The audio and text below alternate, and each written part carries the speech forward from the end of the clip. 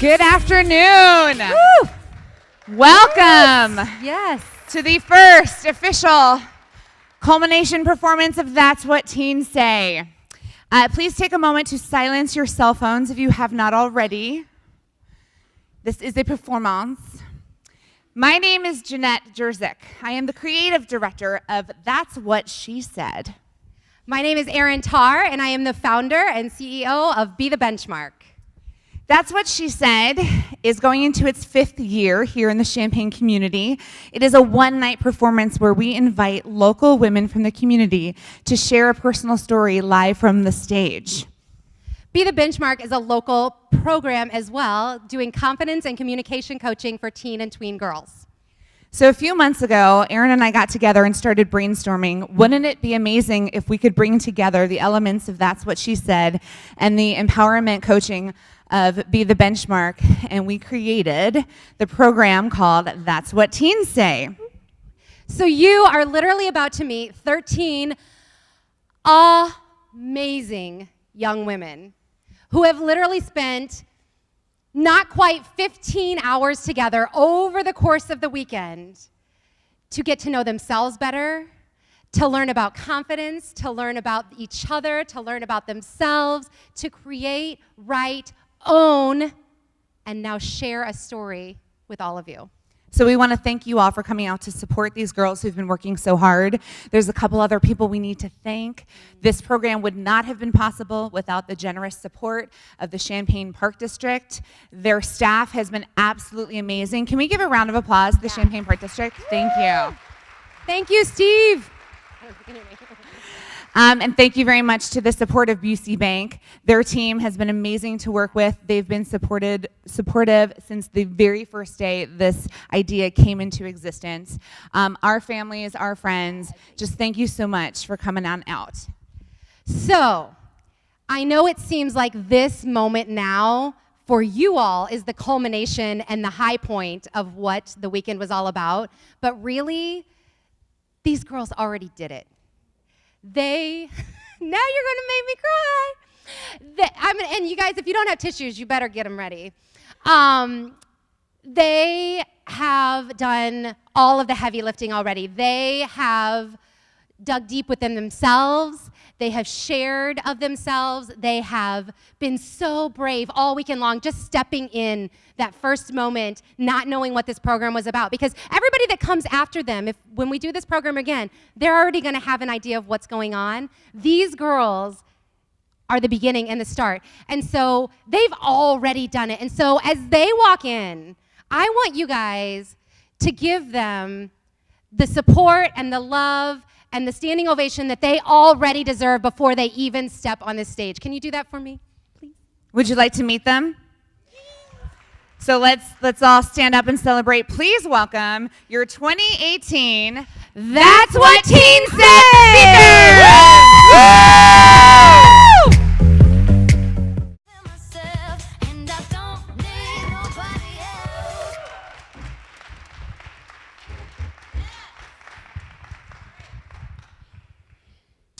She gets it from her mama. I had to learn to love me first. I had to find my beauty before I let that ugliness begin to hurt, but I didn't develop this overnight. I had to make the decision to stop dimming my light, to fight and to make things right with myself. My emotions sit up on my shoulder as if it were a bookshelf, but that would make sense because of how obvious, but that would make sense because of how easy I am to read and how obvious it is when I bleed from an emotional wound that can't be covered up by just super glue. Let me tell you how I managed to get through this thing called reassurance. Is something that I needed from everybody else until I started giving it to myself.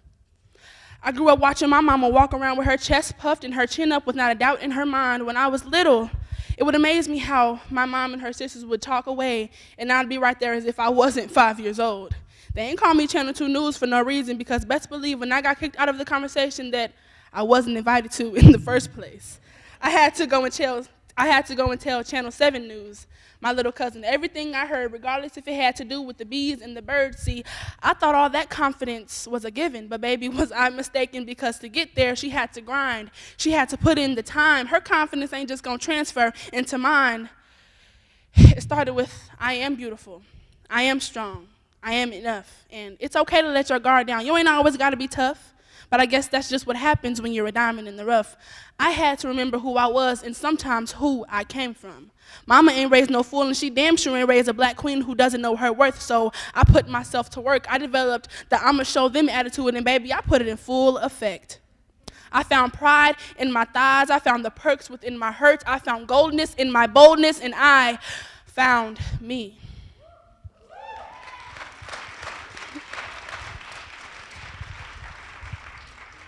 Now, don't get me wrong, I still am, but at least I've got a plan, and it does not start with a man. How can I expect anyone to love me if I don't? You think putting yourself first is selfish? Because I don't. Most times, us women spend time putting other people's puzzles together with our own puzzle pieces, leaving ourselves incomplete. You cannot try to live a life that you were not born into. Be you. So if my mama can do it, I can too. Most people focus on their health, what other people got to say, and maybe even their wealth. But you can get so far in life if you start with just loving yourself.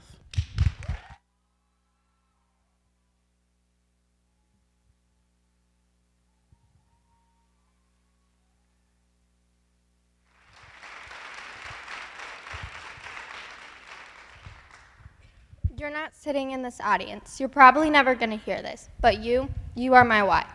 Why I get up in the morning, why I try my hardest in school, why I am the person I am. I do the things I do to make you proud because you don't always get the opportunities I do. You sometimes get better ones. In school, you got taught how to cook, ride the bus, and things that are going to help you in life. But I'm being taught how to solve for X, which just shows how you can make popcorn without setting the microwave on fire, unlike me. A few months ago, Mom and I walked out to the garage together to have a talk. The garage is the place where we have talks, serious or funny, or we just start singing. I sat on the concrete step right next to the door that goes into the house. I could not make eye contact with Mom because I knew this was going to be a serious talk. At first, we were talking about how you've impacted my life. Mom then asked if I remembered when she first told me you had Down syndrome. I said no. Then she reminded me that it happened when I was about 5 years old and I was in the bathtub getting ready for bed, which is near the time I was going to start elementary school. She said that she wanted me to be ready for when people asked why you were different and say things about you. Even though no one is the same, we're all different. She then told me that you had Down syndrome. And I asked what it was. She explained it's when a person has a harder time learning something or understanding. I then asked if Daddy had it. And she laughed. And said no. Mom also told me that when you were born, a lot of people kept saying apologies. No one should ever be sorry for us because you're in our lives. You're not Down syndrome, you are Aaliyah. We don't apologize for you, we are grateful for you. I mean, other than the fact that you sing nonstop, but I wouldn't trade you for any other sister. I see the world in a new way, eyes full of acceptance and patience because of you. This is why you are my why.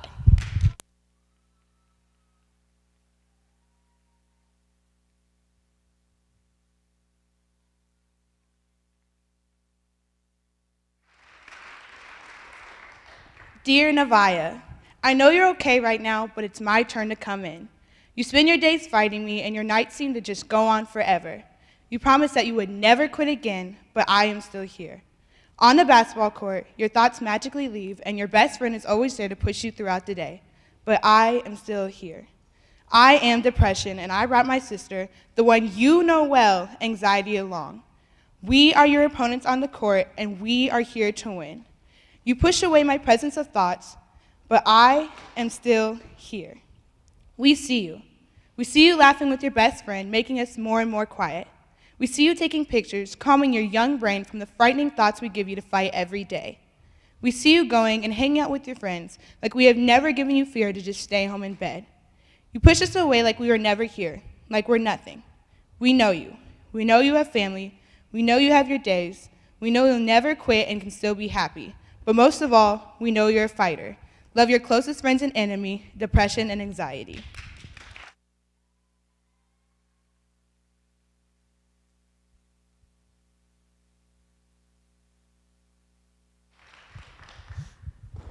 On December 14, 2017, I moved 7,225 miles from Doha, Qatar to Champaign, Illinois.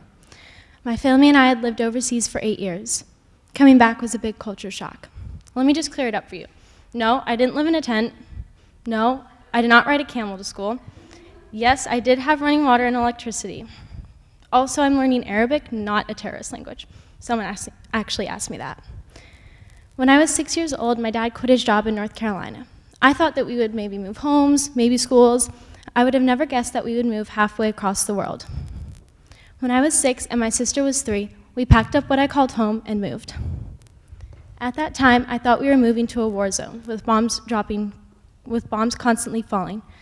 I didn't know that we were moving to a safe place, a place where I would constantly travel, and a place where I would make great friends. Living overseas was very different than living in the US. I heard the mosque 5 times a day, every day. Women couldn't drive, and my mom had to cover her wrists and ankles. I realize now that living overseas has really impacted my life, by the friends that I've made, the 27 countries I've been to, and the memories I've made. One of the memories I made was with my sister. She's a blondie and was treated like a celebrity. Sometimes when we went to the beach, busloads of migrant workers would run down to the water and try to take a picture with Abby and her best friend, who is also a blondie. Something that was a culture shock for me was that people in the US actually follow the rules of the road. When they see a stop sign, they stop. When they see a yellow light, they slow down most of the time. Over there, the signs are just suggestions, and they try to outrun the yellow lights. I'm so thankful to have lived overseas for a portion of my life, and for all the opportunities that I got. I have lived in Champaign for 332 days, and so far I have made great friends, I go to a great school, and I couldn't be happier. Wherever I have and will live, my perspective of the world will always be the same in some ways and different in other ways.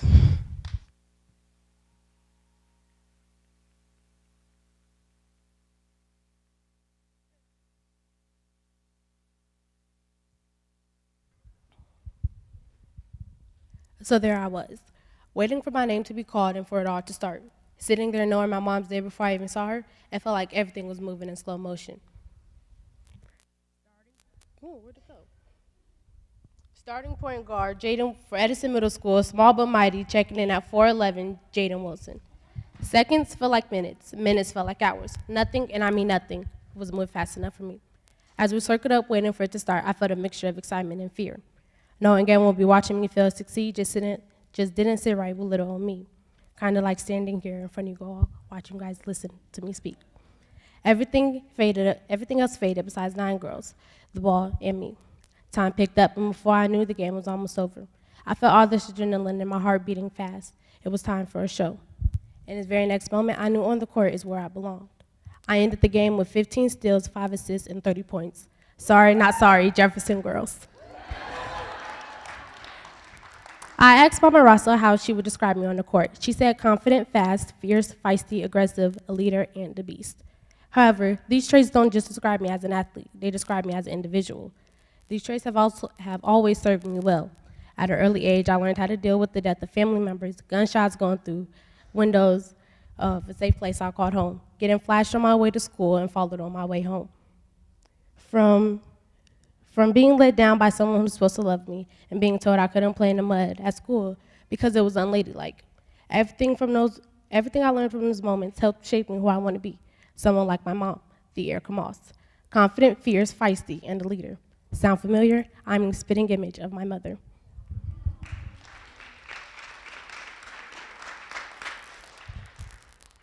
She is my life coach. She had made sure I had strong men to help guide and coach me. Coach Henry, Coach Poncho, Coach Wells, and Coach Maples. They not only helped me with my game, they helped me beyond the game. If you do not take anything from my story, take this one thing I learned from my mom. Everything you see and do is a lesson. And what you choose to do with that lesson is up to you. So pay very close attention. Even the small things can change your life perspective. You just heard from 5'1" Jaden Wilson, Beyond the Game.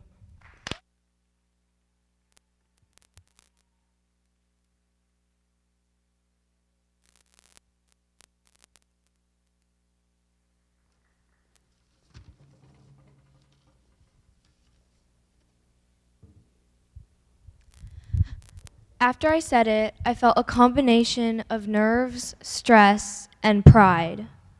I was shaking uncontrollably. Wait, let me back up. We've all been to those sleepovers with Truth or Dare. Mine was a little different. The reasons? A, it was in Puerto Rico. B, it was with my crush. You can probably imagine that it didn't go well. It started in the beginning of spring in 6th grade. 6th graders gossip a lot, as you are most likely aware. One of the girls in my class had come out to her friends. Naturally, I found out. After that, I started thinking more. You know how you don't start thinking about crushes until you know what they are, or someone asks or brings it up for the first time?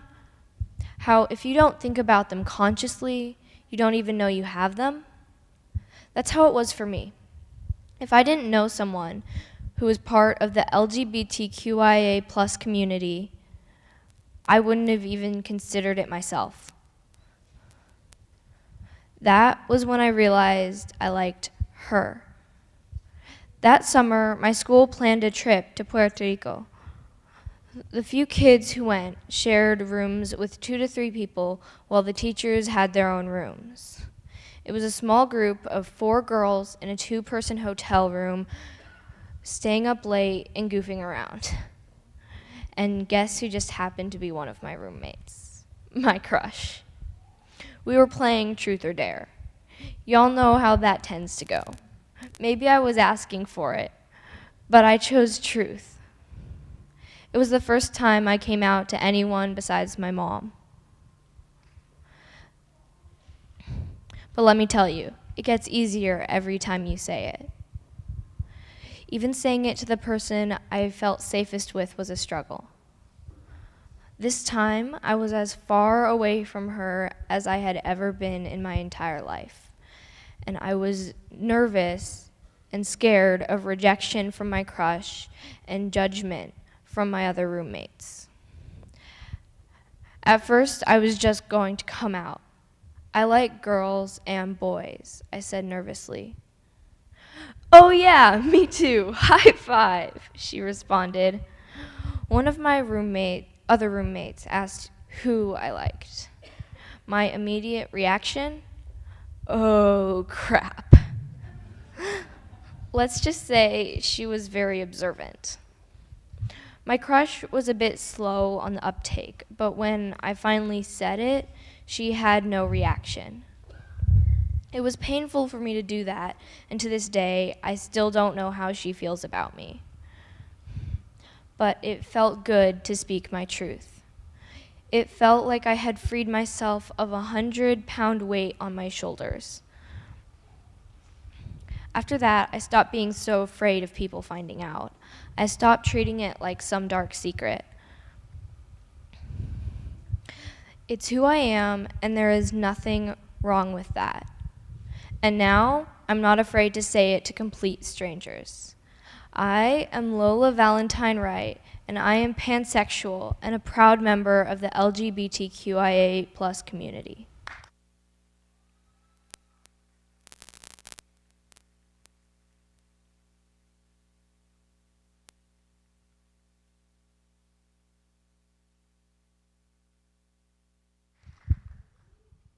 A perfect family. A mom and dad with 2 kids, always laughing and smiling, going on family vacations, doing everything together. From going to each other's sporting events, cheering each other on, to waking up Christmas morning, all wearing matching pajamas with the biggest smiles on everyone's faces. That's a perfect family, right?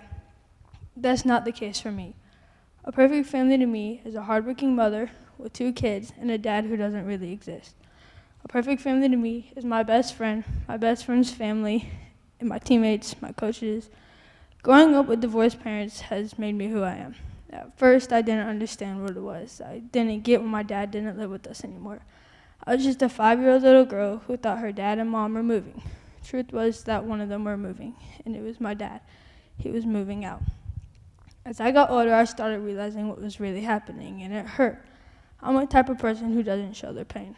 I try to hide it, but this hurt too bad to hide. Except I turned my pain into anger.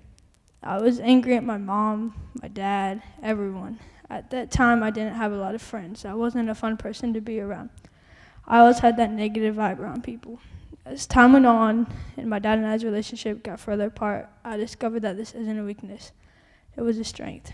Everything that happened in my past only made me stronger and helped me realize who I am. With the help of my mom, my best friend, my teammates, and everybody else that has picked me back up every time that I have fallen down, I am me. I am me. I am strong. I can get through what life throws at me, and I am a winner in this game called life.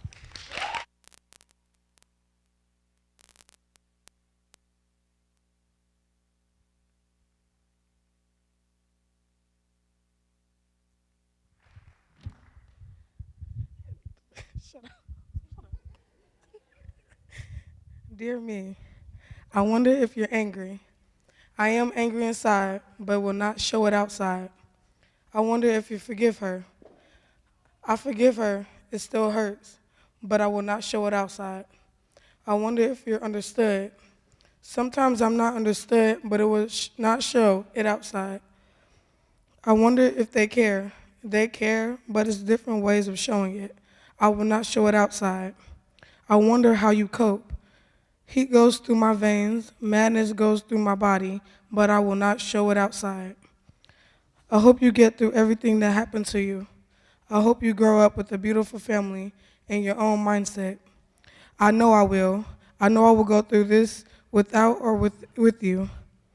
I know that I will have a beautiful family with a career that will help others succeed. I am Trinity, and this is me outside.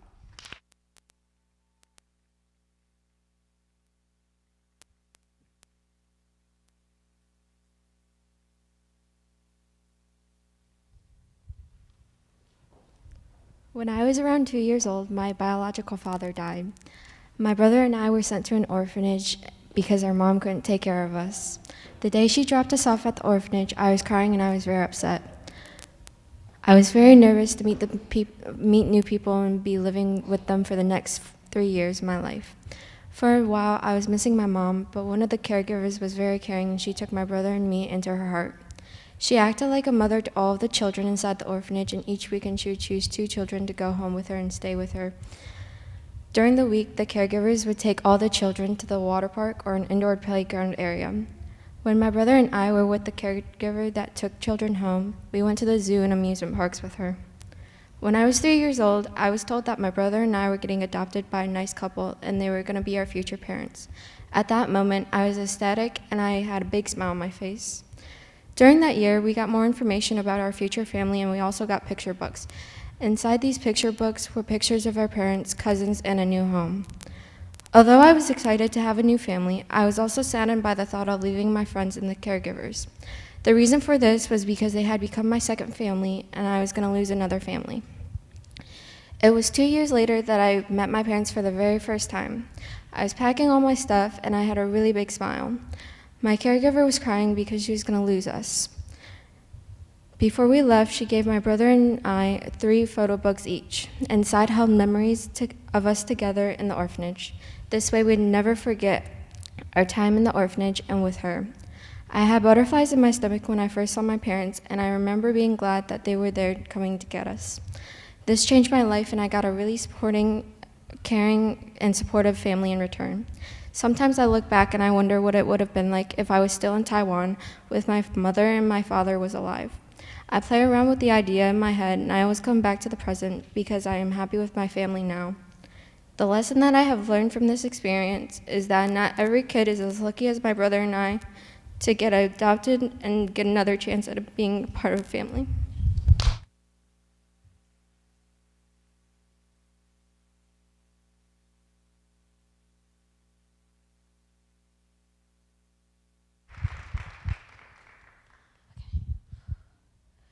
What is it like when someone you love is 8,682 miles away?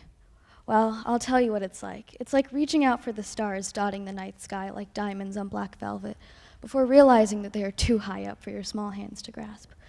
My grandma was my star, and she still is, 8,682 miles too far away. My grandma, where do I even begin about her? She's such a powerful and wonderful woman. She's a writer in Chennai, India, still getting her stories published at the age of 79. I remember the times when she wasn't that far away, times where I could come home from school in tears and find her dicing carrots for dinner or folding freshly dried clothing. She would drop everything she was doing to wrap her arms around me and ask me what was wrong. I remember breathing in the smell of talcum powder and her Victoria's Secret's bombshell perfume my mother had given her as I sobbed out a story about kids teasing me and keeping their distance because I had been branded weird. I remember her words spoken with such firm determination. You don't need them. You have me. No one at school wanted to be my friend, so she made sure I didn't need one. She was my bestie and my personal cheerleader when I doubted myself. My grandma is the emotional rock in my life, the thing that keeps me grounded. But most of the time, that anchor in my world lives far away. I can't really visit her for Thanksgiving. I can't call her whenever I want to because of the time differences. In spite of that, she's still with me. When I was 5 months old, my grandma got me a pair of star earrings. She gave them to my mom and told them they were for me, and I received them when I was 5. To this day, they are a constant reminder of her, and when I have a rough day, I know she is with me when I'm wearing them. Nowadays, when I come home after a hard day of school, she may not be standing in the kitchen chopping vegetables or doing the laundry. I may not be able to be enveloped in her silky talcum powder, headache-inducing perfume embrace. But I'll always have her strong words in my heart and her golden stars in my ears. Thank you.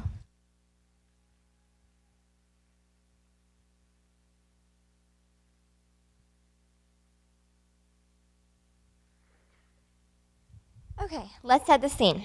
Everyone close your eyes and imagine you are a 10-year-old girl. Yes, even guys. You are dressed your best in a white shoulderless dress with a salmon pink colored scarf, unaware of what is about to come.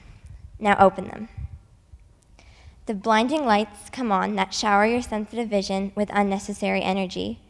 Question after question, long passages and text to read that make your head sting. Sorry.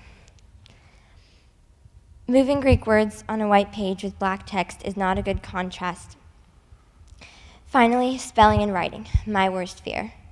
The woman in the room asked me one extremely simple question. She asked me to spell the word difference.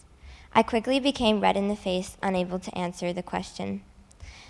I went through 3-hour-long interrogation to find answers. Answers to why I was behind everyone else in reading, why I didn't understand things as easily as everyone else, and why I looked at letters from a different perspective.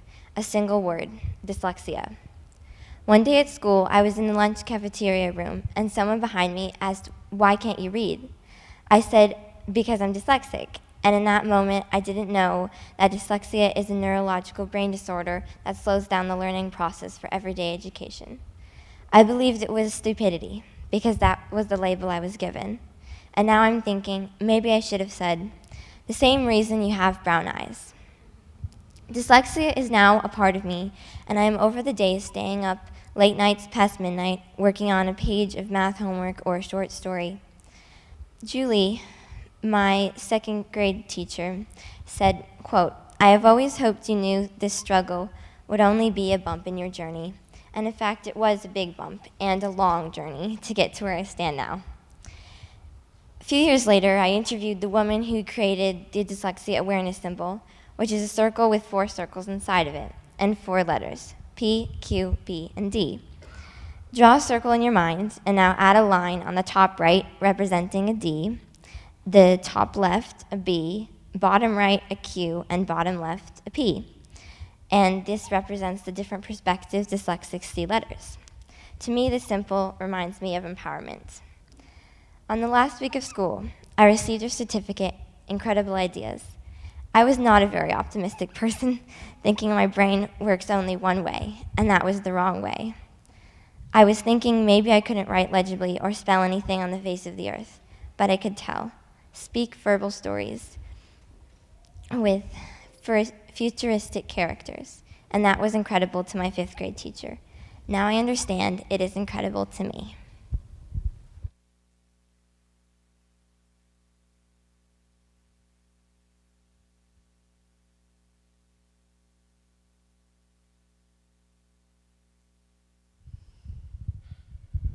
I am my mother's daughter.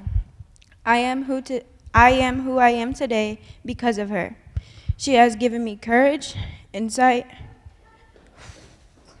wisdom, and strength.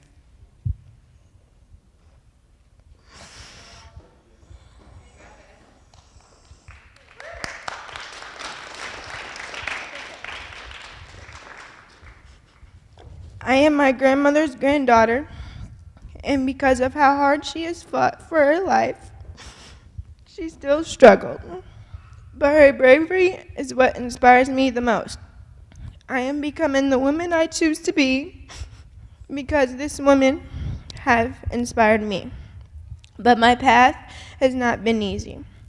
Every morning, I wake up and I look in the mirror and I see depression looking back at me.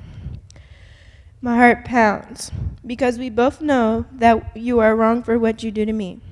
A massive brain of minds full of heartbreaking feelings inside. No child should go through. You make me feel like I don't belong here. But guess what? I am beautiful, I am strong, I am myself, and I will not let you take over me anymore.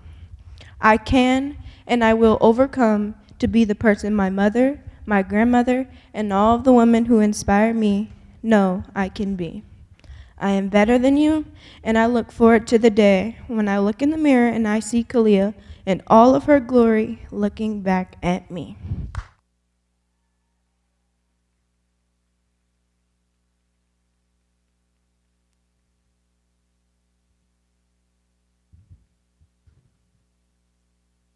Hi. So, when most people think of gifts, they think of presents for holidays or birthdays. My gift came before I was born. And many people wouldn't think of it as a gift. When I was 6 months old, I started physical and occupational therapy because of an injury, a stroke that affected my right hand in utero. I can't play guitar, do backflips, or tie my shoes. Basically, anything that requires the equal use of two hands. But as a young girl, I still thought of it as a gift, something that was natural to me. Oops, sorry. I got used to it and figured out what I could and couldn't do, and I adapted. My mind and body grew to accommodate my needs. For example, I learned how to wash my own hair and write left-handed. I remember how I'd always tell others proudly that I had a stroke. By 3rd grade, it started to feel more like a curse than a gift. Other children started to twist around my words and criticize me. Kids didn't understand what had happened to me and would start rumors that hurt me. Suddenly, it felt like me against the world. I felt alone. That entire year was mostly full of anxiety, doubt, and sadness. I loathed going to school and especially hated recess, what should have been the best time of the day.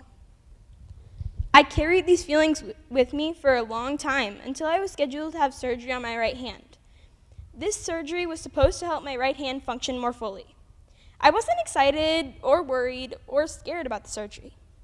But just before they took me away to the operation, I had a realization that hit me like a slap in the face. I realized that it was my hand that made me feel unique and special, regardless of what my classmates said. It was my thing, and part of what made me, me. Realizing that I would now have a scar on my hand made me sad, but now the scar had also become part of me. Look at me, and look at my hand too. I am beautiful, and so is hemiplegia. It has been 4 years since that moment, and I'm still finding ways that my hand is a gift, getting me out a lot of stuff in PE.